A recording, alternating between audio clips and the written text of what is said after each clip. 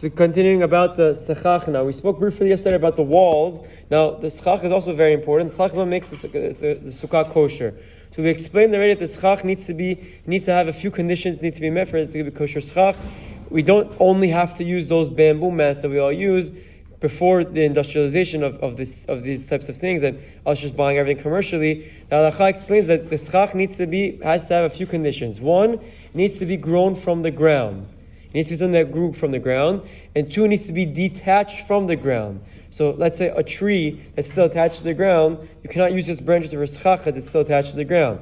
So number one, grown from the ground. Number two, needs to be detached from the ground. Number three, needs to be not able to receive tum'ah. So this means not only does it need to be something that grows from the ground, it also it cannot be a keli. Because even wooden kelim can receive tumah. So it needs to be something that's not considered a utensil, and that it'll work to be used as a sechach. So the Gemara brings down many types of examples: figs, types of hay, types of different types of dried out grape vineyards, vines.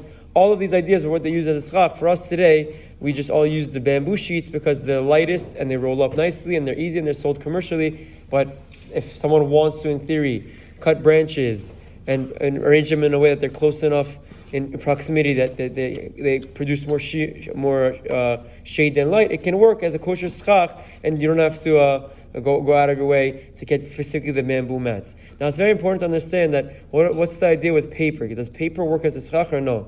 So on one end, paper there's a derivative of wood. They make paper from trees. But on the other hand, Rav Ovadia writes that the paper is no longer similar enough to wood. So for that reason, the paper itself cannot be used as a sechach. You can't line the top of, you can't put this paper on top of your sukkah with some holes in it, perforation, to make it considered a sechach. Obviously, no one does that. But the question now that comes up is, so now what about using paper decorations? So we've explained that something that can be used as a sechach, if it's a decoration, it won't make the sukkah pasul either. What about paper? So according to this logic, paper is a problem, and if you make a decoration from paper, you could arise a potential issue where seating under that area of the paper decoration could make it a non-kosher area of the sukkah. So what do we do, la'alacha? So la'alacha, Rav Ovadia and all of the poskim explain that all of the decorations, this is a separate trick, we try to keep within 4 tefachim of the schach. So we have the schach up here, within 32 centimeters. Let's say up to 30 centimeters. In that area is the okay zone where any decoration that you have, even if it's made of metal, or even if it's the lights, or even if it's whatever it may be, that is capable of receiving tumah, it's non-kosher sechach.